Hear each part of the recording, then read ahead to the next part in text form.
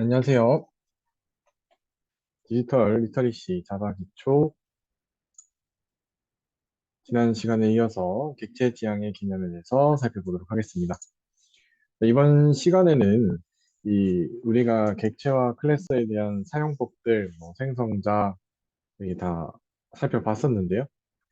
일반적으로 이 객체 지향 개발을 하는데 사용되는 이 현실 세계의 문제를 객체 지향으로 문제를 옮길 때 사용하게 되는 UML에 대해서 우리가 소스 코드로 객체 지향 문제를 그대로 구현할 수도 있지만 사실 소스 코드만으로 하기에는 설명도 좀 부족하고 코드 자체에 대한 지식이 없으신 분들은 바로 알아듣기에는 좀 힘든 부분이 좀 있습니다. 그래서 이 표준적으로 사용할 수 있는 UML이라는 걸 사용하게 되는데요. 우리 실제 생활에서 존재하는 TV, 자동차, 그리고 은행, 여기 그림에처럼 이런 것들을 일반인들도 이 상황에 대해서는 명세를 할 수 있습니다. 그래서 사용자들이 은행에 가서 계좌를 만들고 그 계좌에 돈을 입금하고 인출하고 이렇게 논리적으로 정리할 수 있죠. 그 정리된 것을 일반인들, 그러니까 실제 은행에서 이 객지지향 프로그램을 필요로 하는 사람들이 예, 글이나 일반적인 글이나 말로 설명을 하고 그러면 이 소프트웨어를 기획하시는 분들이 아키텍처들이 UML을 이용해서 객체지향적으로 소스 코드를 작성하기 위해서 이 분석 설계서를 만들어주게 됩니다. 그렇게 설계서를 만들 때 첫 번째로 이 고려하는 것이 이 동사에 해당하는 이 메소드가 되는 경우가 많습니다. 사실 저희가 배우고 있는 이 객체 지향이라는 개념도 앞서 있던 순차 지향에서 발전되어 온 것이기 때문에 순차 지향의 기본 단위인 이 메소드, 이 함수 기점으로 요상 문서들을 이렇게 정리하게 됩니다. 우리도 영어 단어라든지 한글 문장들도 동사 하나당 이렇게 문장을 마무리하게 되면 조금 문장이 명확하게 인지될 수 있죠. 동사가 여러 개 나오게 되면 문장 자체의 의미가 좀 어려워지거나 중간중간 이런 부사나 접속사들이 많이 들어가면서 문장이 해석이 좀 어려워지는데 보통 그래서 이 요구사항 문서 사용자들이 수요자들이 우리 소프트웨어를 사용하고자 하고 소프트웨어를 개발해달라고 한 사람이 이야기한 것들을 정리해서 동사 단위로 이렇게 메소드로 만들어줍니다. 그러면 이 문장에서 우리가 뽑아낼 수 있는 동사, 메소드라고 뽑아낼 수 있는 것은 디포짓이랑 위드로우로 추출할 수 있는데요. 그래서 돈을 입금하는 것과 돈을 인출하는 것, 그리고 기간에 따라서 이자를 지급하는 것, 이런 형태로 메소드들을 여기 뽑아낼 수 있습니다. 그렇게 메소드를 뽑아내고 나면 이 객체 지향에서 가장 어려운 부분, 어쨌건 궁극적인 이 객체를 만들어 내야 합니다. 그래서 이 객체들을 여기 그림에서 없는데 여기 객체들을 여기 상황에서 뽑아내자면 이 은행이 제공하는 이 계좌를 사용할 고객 그리고 예금 자체에 대한 계좌 이런 것들이 객체가 될 수 있겠죠. 그래서 고객이 계좌에 요청을 하면 인출하거나 고객이 계좌에다가 ATM기 가서 현금을 주면 입금을 하거나 그러면 계좌에 은행에서 계좌를 한 달 동안 이렇게 지켜보다가 세 달 동안 지켜보다가 1년 동안 지켜보다가 이자를 정기적으로 지급한다. 그런 이 판단 기준 근거들을 전부 다 객체로 만들어주고요.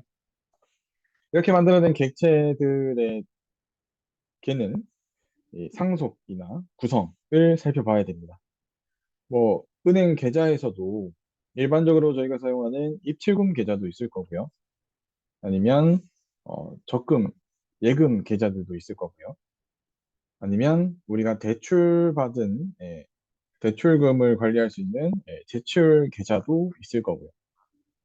뭐 또 특이한 걸로도 뭐 마이너스 통장 계좌, 뭐 여러 가지의 이 계좌라는 것의 하위 개념을 자식 클래스로 많은 특이한 형태의 객체가 있을 수 있고요.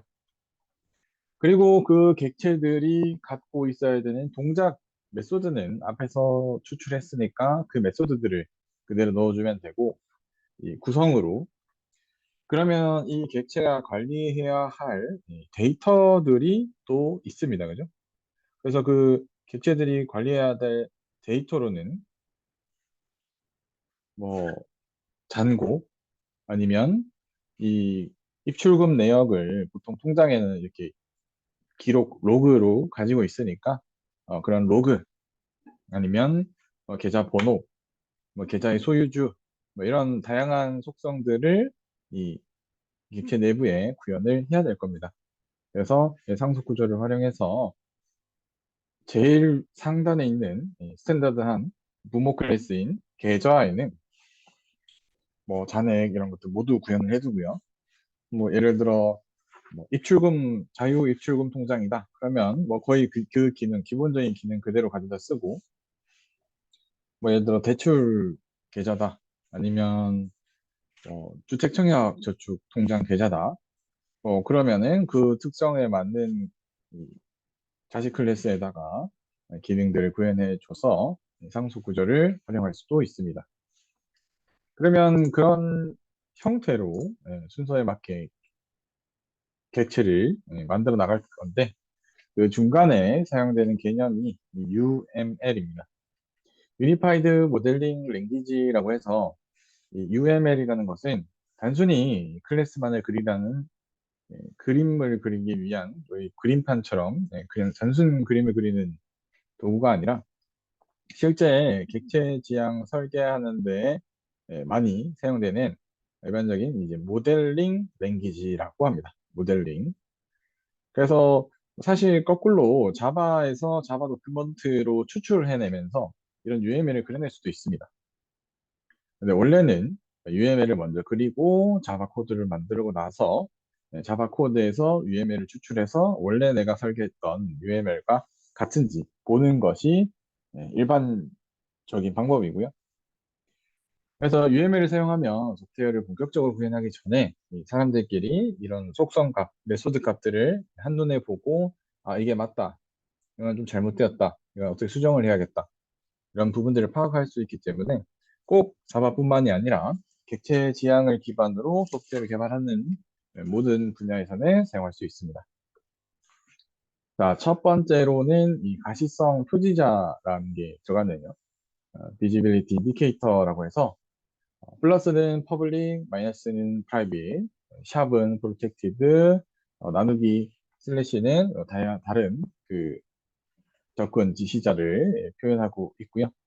보통의 이 플러스는 퍼블릭, 우리 이 메소드들은 보통은 퍼블릭, 그리고 실제 속성 값들은 대부분 마이너스. 그런데 이 상속 관계에서 좀 특이하게 사용된다. 아니면 패키지, 폴더 단위에서 좀 특이하게 사용된다. 그러면 이런 다른 표시자를 붙여서 사용을 하게 되고요. 그다음 UML에서 사용되는 이 화살표에도 여러 가지 모양의 화살표가 있는데요. 일단 가장 기본적인 우리가 제일 많이 사용하는 상속 구조를 표현할 수 있는 예, 요 화살표. 그다음에 이 구현을 나타내는 구현하는 부분. 우리가 객체를 생성하는 데 필요한 이 모든 메서드를 가지고 있는 이 클래스부터는 정상적인 구현을 할 수 있다라고 하는 그런 관계. 그리고 또 구성 관계는 컴포지트 내부에 있다는 거죠. 이 예를 들어 자동차라는 객체가 있는데 사실 자동차라는 객체는 혼자 존재할 수는 없습니다. 타이어라는 객체도 있고 엔진이라는 객체도 있고 이렇게 다 하나의 사실은 하나의 객체로 되어 있죠. 그런 관계들을 표시할 때 그리고 또 의존 관계. 이 클래스나 이 객체는 혼자 스스로 만들어질 수 없고 특정 객체에 붙어서 만들어지는 그런 또 객체들도 있습니다. 그래서 일반적으로 사용하는 예시로 보여드리면, 예를 들면 카 테스트 같은 저희가 지금까지 클래스 객체 실습을 할 때 많이 사용했던 이 테스트, 메인 메소드가 있는 이런 클래스 같은 경우는 얘 자체가 아무런 기능을 하지 않죠. 단지 얘는 이 메인이라는 메소드를 가지고 있기 때문에 그 메인 메소드를 통해서 객체를 만들고 메소드를 실행시켜주는 역할을 하는 클래스입니다. 그럴 때는 이 의존 화살표를 붙여서 하나의 클래스가 다른 클래스를 사용하는 이런 관계로 표시해 줄 수 있습니다. 자, 그러면 우리가 이 자동차 클래스를 앞에서 우리가 배웠던 다양한 기능들을 활용해서 한번 정의를 해보도록 하겠습니다. 일단 자동차를 추상화해야겠죠. 자동차에 우리가 사용할 동작들은 어떤 게 있냐? 기어를 바꾼다, 감속을 한다, 가속을 한다. 이렇게 세 개의 메소드를 우리가 수요자, 이 소프트웨어를 설계해달라고 요청한, 개발해달라고 요청한 이 수요자한테 들었고요. 그러면 이 메소드들을 활용하기 위해서 필요한 상태는 무엇이 있냐? 기어를 바꾸니까 현재 기어가 어떤 1단이냐, 2단이냐, 3단이냐 현재 기어의 상태를 저장하고 있어야 되고요. 그리고 가속하고 감속한다는 이야기는 현재의 속도의 상태값이 있다는 거니까 현재 속도를 저장할 수 있는 예, 변수가 있어야 되고요. 근데 속도는 생각해 보니까 뭐 더블로도 표시할 수 있지만 그냥 저희가 뭐 자동차 계기판에 소수까지 이렇게 나오진 않잖아요. 그래서 그냥 정수로 두고요. 뭐 색상도 뭐 필요로 할 것 같아서 색상도 하나 만들었다. 네, 이렇게 보시면 되고요. 그렇게 1단계 추상화가 끝나고 나면 이, 이 상태에서 중간에 뭐 UML을 거치거나 아니면 여기 가서 이제 바로 실제 이 자바 코드로 가게 되면 상태 값들은 각각의 필드가 되고요. 필드고, 그 필드가 되는 순간, 컬러 같은 경우는, 오타네요. 컬러 같은 경우는 이 레드, 스트링으로 저장하고 있고요. 기어는 E, 인트, 정수로 저장하고 있고요. 속도도, 우리 킬로미터라고 나오고 있지만, 80, 이렇게 정수로 저장하고 있고요. 그러면 그에 맞춘 메소드들은 이 동작들을 영어로 바꾸면 되죠. 체인지 기어, 스피드 업, 스피드 다운이라는 이 필드와 메소드를 추출할 수 있습니다. 그렇게 추출된 것을 기반으로 카 테스트, 카 클래스를 정의해 볼 수 있습니다.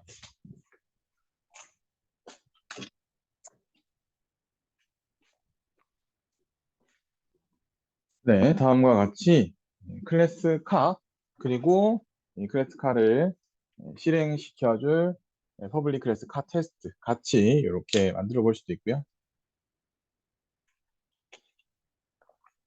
자, 이렇게 클래스를 만들고 나면 클래스 카에는 스트링 컬러, 그 다음에 인트에는 스피드, 인트에는 기어 이렇게 속성 3개를 만들었고요. 그 다음에 메소드로는 change 기어, int g, void speed up 메소드 스피드를 10 증가시켜서 얘가 가지고 있는 스피드라는 필드의 값을 10 증가시키는 스피드 업 함수 가지고 있는 스피드에다가 현재 스피드 빼기 10을 저장시키는 스피드 다운 함수 이렇게 메소드를 구현해 볼 수 있습니다. 이렇게 메소드가 구현되고 나면 이 메소드를 활용해서 카 테스트에서는 카 클래스의 객체 new car 그다음에 마이카의 change 기어 1 그러면 내가 가지고 있는 이 기어라는 필드의 값을 1 기어에다가 change 기어로 들어온 int 값을 G로 받아서 기어에다가 저장시켜주는 메소드, 함수입니다. 그러면 기어가 1로 바뀌는 거고요.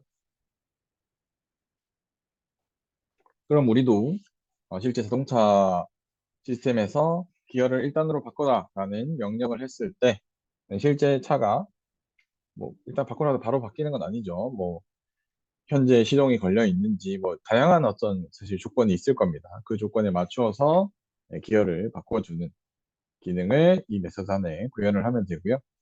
스피드업도 마찬가지로 우리는 뭐 스피드를 올려라 라고 하면 뭐 실제 자동차의 이 가속 페달을 밟는 의미이겠죠.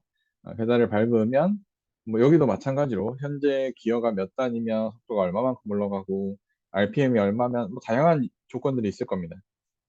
실제 예, 현실에서 사용할 클래스는 이거보다 더 상세히 구현을 해야 될 텐데 그런 부분들을 스피드업 함수 안에 구현을 해주시면 예, 실제 현실의 세계처럼 추상화된 것들을 이 내부에 구현할 수 있습니다. 그래서 우리가 이 객체 지향 개념에서 뭐 지금 실제 막 자바를 가지고 막 엄청 할 수는 없지만요. 객체 지향 개념을 이렇게 활용할 수 있구나. 이렇게 코드를 좀 살펴보시면 좋을 것 같습니다. 자, 그 다음으로는 앞에서 UML 설명할 때 잠깐 언급을 했던 은행 계좌 클래스입니다. 자, 은행 계좌 같은 경우는 앞에서 말한 것처럼 잔액이라는 밸런스 그리고 이 계좌 번호, 계좌 자체의 번호, 어카운트 넘버 그리고 계좌의 주인, 오너라고 해서 그게 세 개의 변수를 추출해 볼 수 있고요.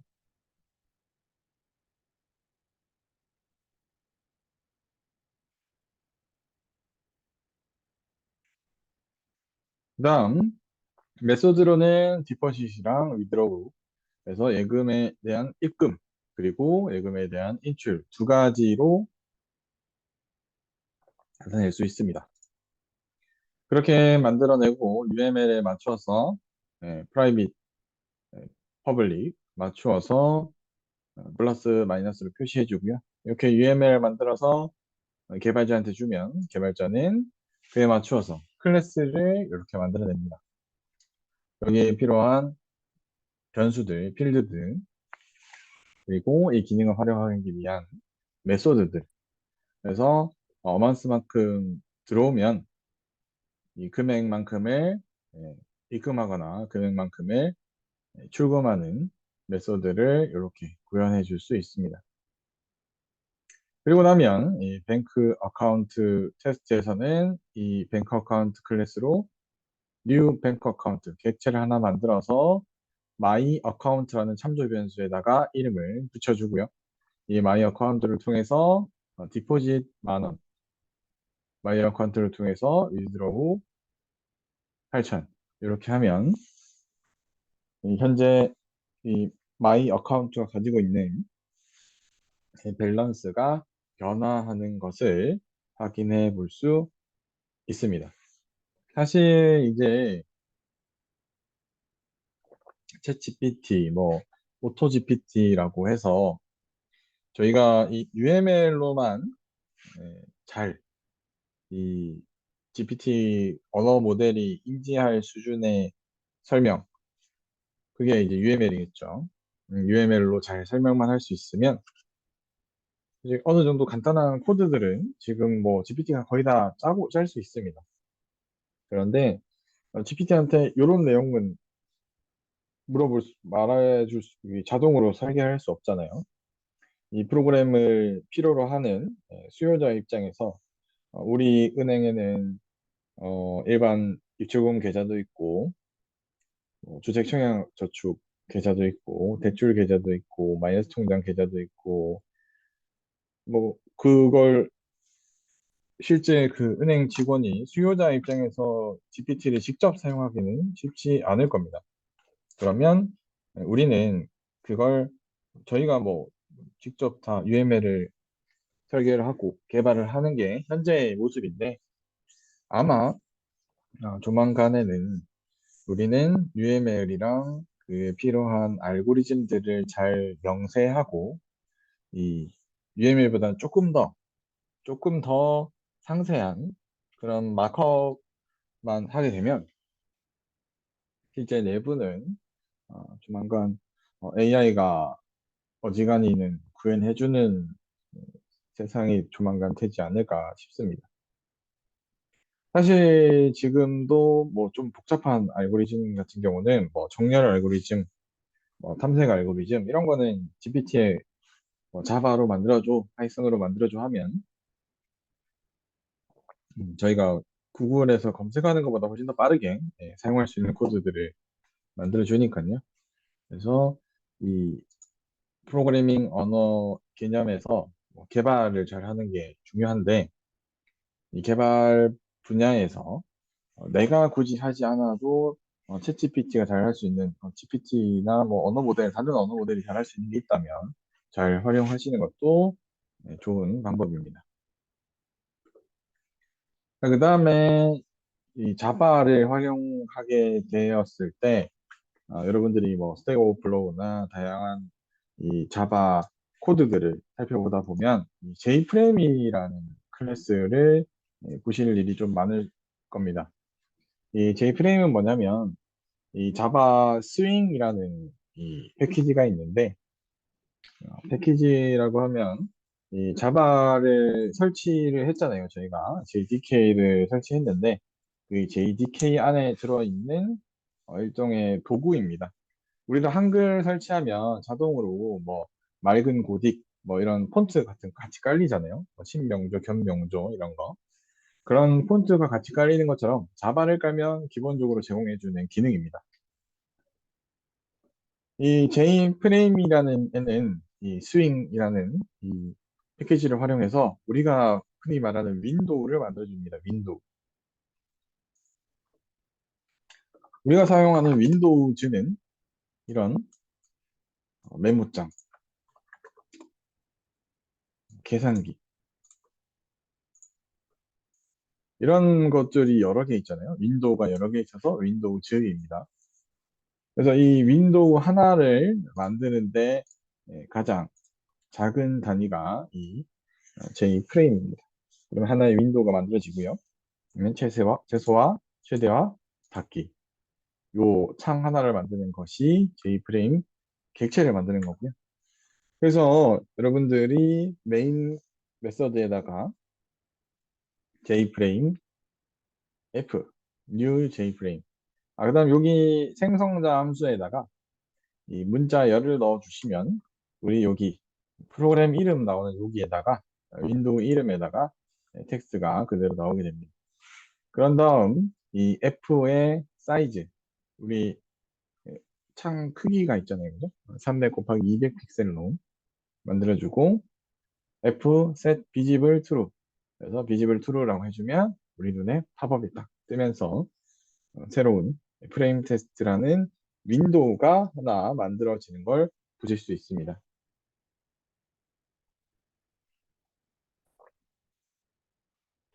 이렇게 만들어진 이 F라는 이 참조 변수 J프레임 객체를 활용해서 저기 위에다가 뭐 그림을 그리거나 위를 통해서 사용자한테 웹페이지를 보여주거나 프레임 내부에다가 뭐 게임을 그려주거나 그런 식으로 우리가 프로그램을 보통 사용하고 있죠. 윈도우 단위로 그 구성에 사용하는 방법이고요. 그래서 저는 클래스와 객체 1번은 끝났고요.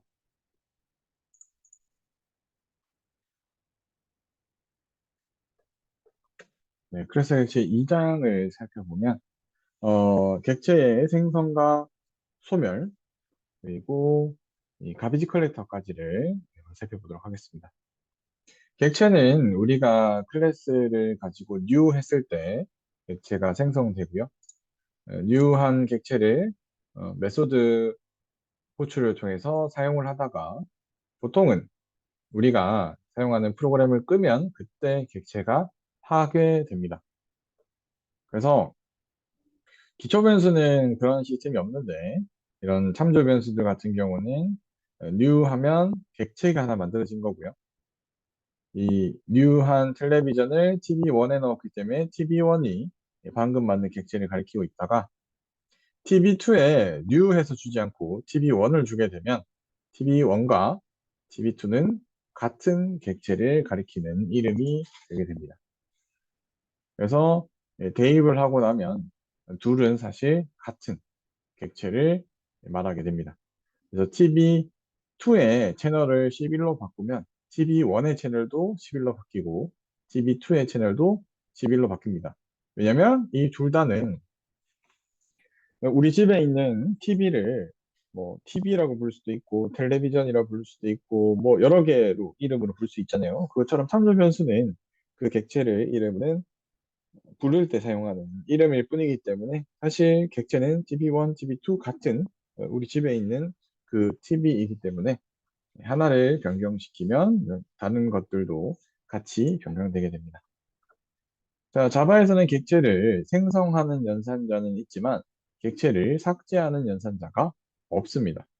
우리가 new 해서 new 도구, new 도구, new 도구 하면 우리 흰 메모리에다가 도구 객체들이 만들어집니다. 그러면 이 도구 객체는 우리가 앞에서 배웠던 필드, 그리고 우리가 또 앞에서 배웠던 메서드, 이 필드와 메서드를 가지고 이 객체가 연산하고 동작할 수 있도록 그 내부의 값을 저장하고 저장된 값을 활용할 수 있는 이 객체가 되는데 사용이 끝나면 그래서 C 언어 같은 경우는 이런 객체를 쓰다가 사용이 끝나면 자기가 꼭 이 객체를 없애줘야 됩니다. 이 객체의 소유가 명확히 이 내가 실행한 프로그램이 이 흰 메모리에 있는 객체의 권한을 가지고 있기 때문에 자기 자신이 꼭 지워줘야 되는데 자바에서는 이 메모리 시스템을 자동 메모리 시스템을 쓰고 있습니다. 그래서 이 자동 메모리 시스템을 가비지 컬렉션이라고 하는데요. 이 가비지 컬렉션이 우리가 사용하던 이 데이터를 사용이 끝나게 되면 그때 제가 스스로 그 데이터를 지워주는 것이 아니라 가비지 컬렉터가 쭉 스캔을 하다가 만약에 사용이 끝난 객체가 있다. 그러면 그때 이 객체를 제거해주는 역할을 하게 됩니다.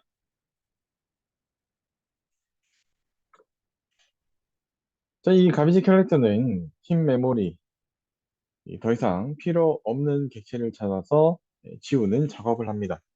그런데 이게 다른 언어랑 좀 많이 다른 점은 C 언어 같은 경우는 이 우리가 만든 데이터, 흰 메모리의 객체를 만들게 되면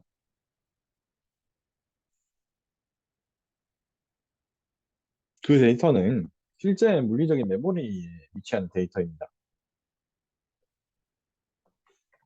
우리 램이라고 하는 네, 메모리 카드, 거기 실제 데이터가 직접 바로 저장되기 때문에 이 메모리에 있는 데이터들을 생성하고 삭제하는 주체는 같아야 되거든요. 그래서 다른 가비지 컬렉터 같은 다른 프로그램이 그 데이터를 지울 수 없는데 이 자바는 JVM이라고 하는 이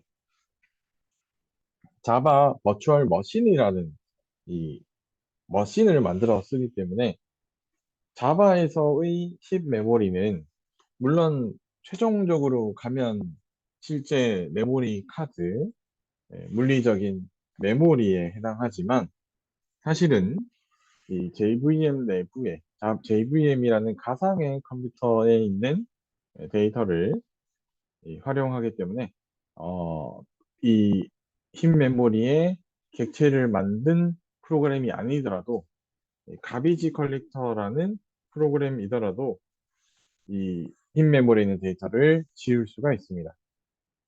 그게 다른 언어와 아주 큰 다른 점이고요. 뭐 JVM에서 뭐 대표적인 것은 오라클의 뭐 핫스팟도 있고 뭐 JVM 중에서도 뭐 다이빙 머신, 뭐 이렇게 다양한 VM들이 존재를 하는데, 그래서 우리가 사용하고 있는 객체들을 JVM이 좀 편하게 삭제하고 압축하고 정리하는 역할을 할 수 있습니다. 자, 그러면 이 가비지 컬렉터는 자동으로 수행을 하기 때문에 우리 객체들이 사용이 끝나고 나서 바로 없어지냐? 네, 그렇지는 또 않습니다. 이 가비지 컬렉터가 1초에 한 번씩 계속 정리하면 그 정리하는 것 때문에 시간이 더 많이 걸릴 수 있잖아요.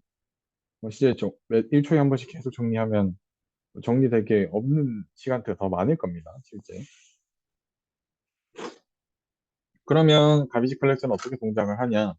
뭐 가비지 컬렉터의 설계에 따라서 일정 정기적인 시간에 따라서 정기적인 시간마다 돌게 될 건데요. 근데 우리는 예를 들어 어떤 객체를 만들어 쓰다가 그 객체가 되게 큰 부하를 엄청 많이 주는 메모리를 엄청 많이 먹는 객체였는데 그 객체를 방금 사용을 다 했습니다. 그러면 이 객체를 삭제하고 싶은데 자바에서는 객체를 삭제하는 방법은 없습니다. 그런데 이 자바에서 자기가 직접 객체를 삭제할 수는 없지만 마치 우리가 캡슐화 이 클래스 내부에 있는 필드 클래스 내부에 있는 상태를 변화시키기 위해서 프라이빗으로 막혀 있으니까 퍼블릭의 메소드를 사용하고 있죠.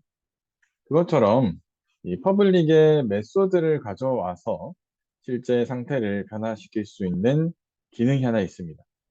자, 우리 객체를 사용하고 나서 그 객체를 지우려면 가비지 컬렉터가 지울 수 있잖아요. 근데 이제 가비지 컬렉터는 매일매일 매 초마다 돌고 있지는 않습니다. 그러면 우리 어떻게 해요? 뭐 예를 들어 식당에 갔는데 뭐 반찬을 리필하고 싶을 때 뭐 종업원이 오면 리필을 해주는데 먼저 부르기 전까지 안 온다라고 하면 부르면 되죠. 예, 마찬가지로 가비지 컬렉션도 요청할 수 있습니다. 이 개발자가 시스템 객체에다가 시스템 우리 쓰고 있었죠. system.out.println 시스템 명령어를 이용해서 우리가 콘솔에 데이터 스트링을 출력할 수 있었는데 이 시스템 커맨드 안에 있는 gc라는 메소드가 있습니다. 이 gc가 가비지 컬렉션입니다.